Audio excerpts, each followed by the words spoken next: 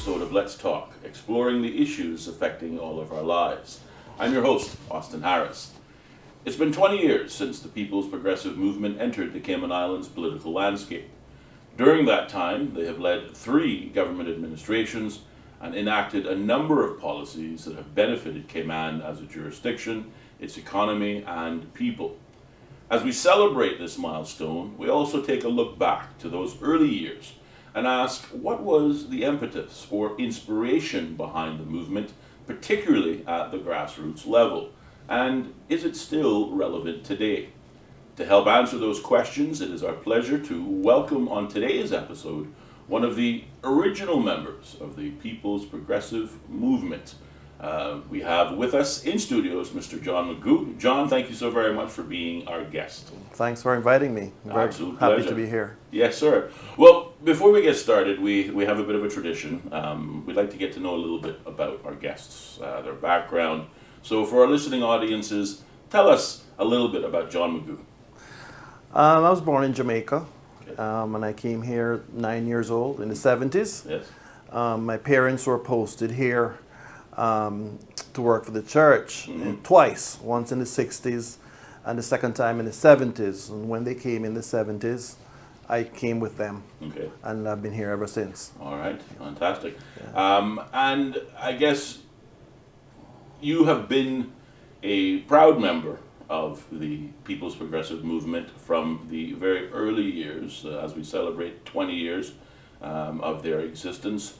Perhaps you can tell our audiences what motivated you to join the Progressives in the first place. Well, from around the late 80s or early 90s, I was following Kurt Tibbitz's campaigns and meetings, and when Alden joined in as well, and I supported them quietly and didn't say a lot to anybody about it, except for Roy Tatum, who I told about it.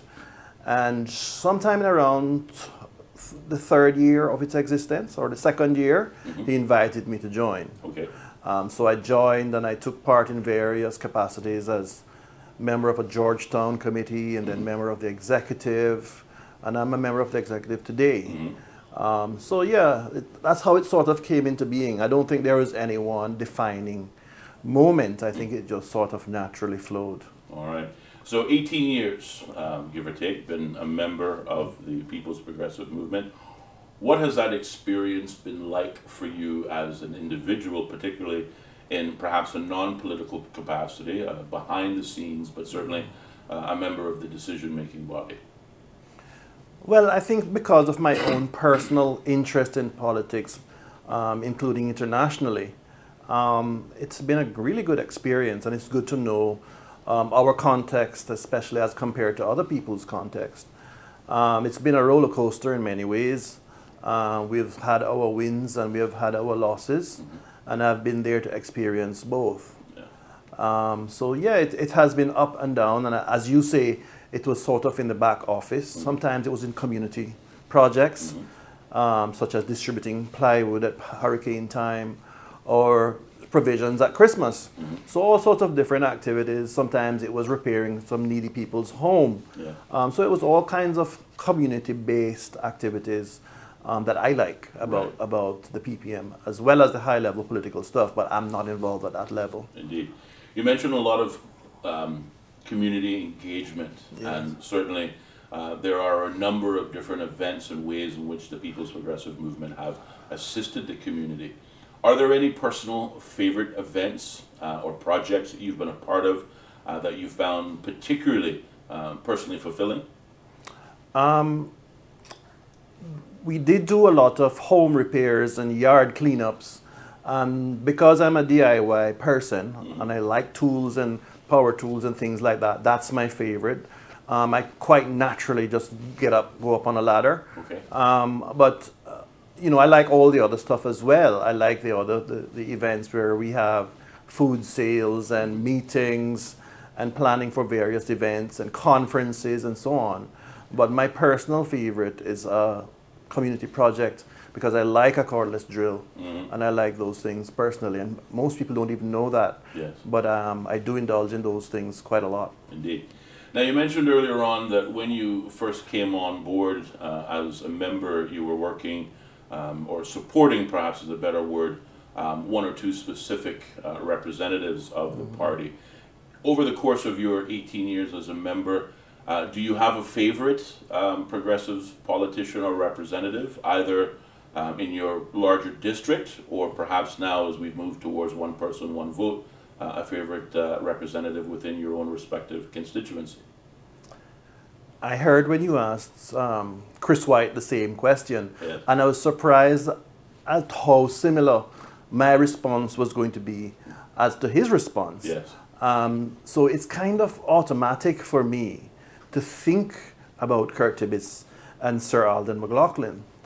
But in recent months, maybe even at least a year, I have noticed a heavyweight developing in David White. Yes. I think David White is going to be a political heavyweight. I think this was demonstrated when some unwitting people went to Georgetown West. One of them even migrated from north to west to contest him, and he demolished them. And it so happens that he was sleeping when he won.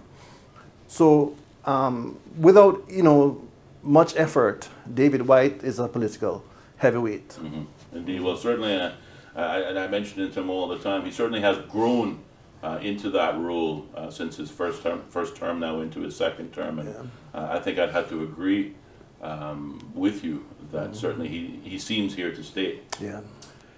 From the standpoint of political parties in general, but specifically looking at the contribution by the progressives, have the progressives as a political party improved the state of affairs in local politics, and if so, why?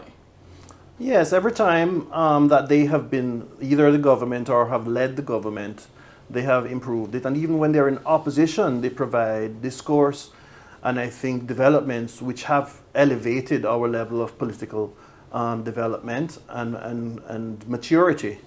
So yes, during a radio interview this week, our political leader reminded the host that every single one of our incumbent members won the last election. And that means that several of those people were cabinet members, and that the present opposition is made up largely of former cabinet members. Yes. So it means then that by way of comparison to the government, the opposition is made up of people who have to improve the political development of the Cayman Islands by way of not only their achievements, but their experience or ministerial experience. Yes. Yes. I need not speak, and there's no time to speak about immaturity on the government side. Yes, no, very, very, very noticeable in many respects. Now, over the course of 18 years, you've seen a great many things. As you said, you've seen both the highs and the lows.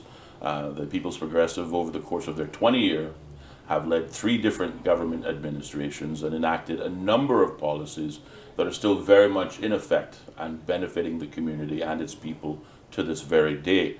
Not obviously seeking to ask you to recant all of them, but are there any notable actions by way of policies that have helped the wider best interest that have been led by the progressives that stand out in your mind? Well, I think the approach to housing, social development, employment, I think overall, all of their policies have improved, even when it's indirect. So like, for example, if they develop legislation which has to do with the financial industry or to do with lawyers, it does have an overall benefit to the Cayman Islands and by the same token to the Caymanian people.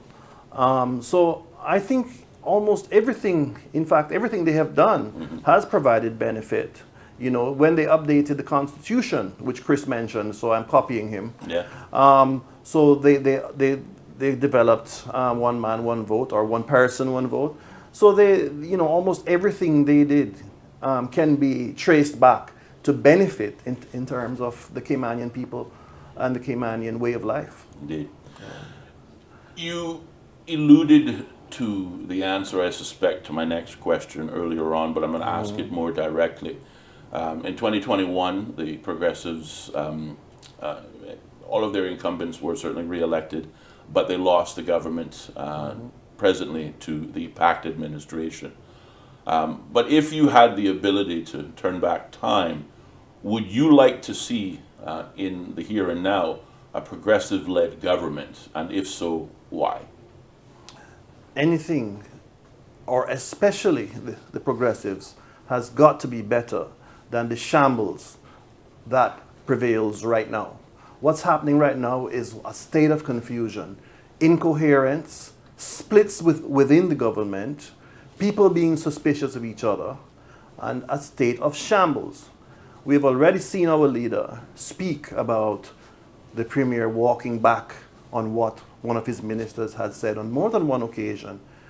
We have already seen one of the ministers recently being criticized about taking credit for the speaker's resignation. So even though he didn't name the minister, everybody knows. So it's kind of shambolic.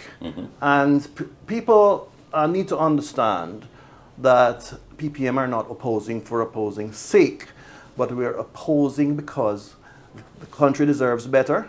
What's happening at the moment is a shambles. It's an embarrassing, quite frankly, and we deserve better. And we cannot just sit by and say, let bygones be bygones, we lost the election. We have to do what we have to do. So by way of example, the filing of a motion of lack of confidence is our duty. Had we not done it, those who now criticize us for doing it will be saying that we were not doing anything. Right. They will criticize us for inaction. So therefore, we had to do our duty, and that's what we've done. Indeed. Now, there are some in the community who perhaps don't take your position as it relates to the question of should the progressives be back in control of government. And certainly a loss at the polls would otherwise suggest that there could be room for improvement within the organization. Again, looking back on your 18 years and knowing what you know of ways in which the progressives have attempted and certainly succeeded in engaging with the public, are there any improvements in any area that you think the party as an organization could adopt in order to once again regain the trust of the overall majority? I think in terms of building blocks and nuts and bolts. So what I think is that we can educate people, especially younger people, about the workings of politics and how parliament works and how parliamentary procedure works, even just the very basics. I've had to look up things that I don't even understand. So there are things that we can help by educating people about how things work. People might latch on to the words lack of confidence and thinking, what are you talking about? Or but it's useful for people, and it will help the future of our political development for people, especially younger people, to understand the process of government and the process of parliament and the process of politics. Indeed. Well, speaking of those young people, fortunately we're both fathers, and of course we will acknowledge that young people, looking just at as the example of our own children, think differently than we do. There seems to be a growing trend that suggests young people are less inclined to parties and perhaps drawn more to support independence. What would you say to that young person that would otherwise guide them to understand the usefulness, if not necessity, for parties in a well-run democracy? I think it's the very idea that there has to be an umbrella under which people operate cooperatively and operate with some structure, rather than an incoherent group of some sort of atomic elements flying in different directions. I described the present government as 13 different manifestos competing with each other and speaking with 13 different voices. When people said that we voted for an independent government, we actually did not. We voted for 13 people who had 13 different manifestos, and in some cases none, right? And they happen to have a majority in number in our small 19-member parliament. So therefore, It's kind of a educative element, but the so-called independent movement is taking root, and the reason why it takes root, I think, is generally because of what I said earlier, which is a lack of education, a lack of people being informed, or people being misinformed, and I think the PPM can take a good role in developing that education. Even your media here can do that, can say, this is how it works, this is what one person, one vote means. Even that alone, people are still coming to grips with. Some 8 years or whatever it is later. So it's time for people to sort of, I think, enhance their level of political discourse. I think the level of it, if you would listen to it, whilst being aware of politics elsewhere, you will realize that it needs development. Indeed. Well, certainly, as I stated, whilst there are some that would disagree with your position, I would also have to acknowledge that there are many who agree with your stance and are feeling, to a degree, a bit of voter's remorse to this very day. With 20 years of the People's Progressive Movement being celebrated here and now, and a number of events planned to take place throughout that celebration, my final question may seem a little redundant, but I have to ask it nonetheless. Is it your intention to remain a member and contributing member of the People's Progressive Movement from now going into the future? Yes, so far so good.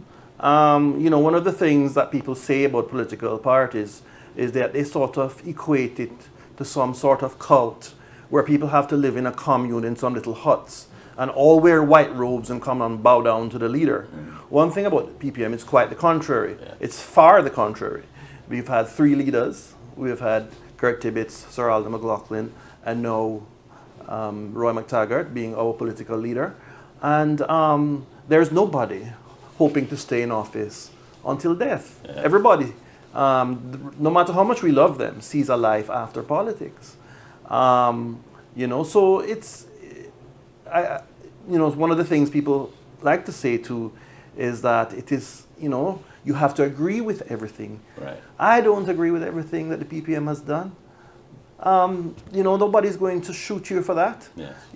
It is by very nature, we are human beings and we are going to disagree, and there's no requirement for everybody to speak like clones. We're not clones. Indeed. Indeed. Well, one of the things I think as a local community we can be proud of is our participation in the democratic process. Our voter turnout at elections have always been traditionally 80% or higher, which makes it one of perhaps the most successful within the region, if not, I dare say, the world per capita. To the young person or the old person, perhaps, who are not a member of the Progressives, what would you say to them, or would you seek to invite them to participate in some of the 20-year celebrations as a means of introducing them to the party? Yes, I think because there is a level of voter apathy that is unfortunately taking root, and I think we're going to have to engage in activities that they would like to be involved in, rather than roping them in and just saying, you have to come, it's a good thing. That will not work. You have to sort of engage them at their level, and you have to say, come and join us. We're going to have gaming tonight. We're going to have PS5 tonight. So we have to do things at that level to sort of let them understand that, we're human beings, we're good people, we make mistakes, and we don't say that we're perfect, and we engage them to say that this is what we're about, and to show them what we're about, and to let them know that there's nothing sinister and nothing sort of a Hotel California when you can check in but you can't check out. So. Quite right, indeed. Well, John, certainly on behalf of the Progressives, I thank you for your 18 years of loyalty to the Progressives. You are not just a member by name, but certainly you are a participating member, and by your own words, it has been a fantastic experience for you. Any final remarks as we prepare to wrap up this interview here today? Well, I hope that our anniversary celebrations will go well. I invite everybody to join in. By that process, they will learn about us as well and relearn about us. There have been times when we were relatively quiet, especially when we were having coalition governments. Yeah. And there are times, and now is the time, I believe, that we will become on everybody's discussion. Indeed. Yeah. Well, John Meghoo, I want to thank you very much for being our guest, giving some of your time to our audiences. I've found your remarks certainly inspiring, to the least. And like you, I would encourage those persons who perhaps may not know as much as they think they know about the Progressives to use this 20th anniversary and the upcoming celebrations as that opportunity. But again, we thank you very much for taking some time out of your very busy schedule to join with us today. Thanks very much, Austin. It was been a pleasure. Indeed, sir. And thank you to our listening audience for once again tuning in for another episode. As always, we hope you enjoyed today's episode as much as we have. If you did, remember to like, share, and subscribe to our channel, and feel free to leave any comments or questions you may have on our YouTube channel. Please tune in every Tuesday and Thursday at 4 p.m. for another episode of Let's Talk, exploring the issues affecting all of our lives. I'm your host, Austin Harris. Until next time.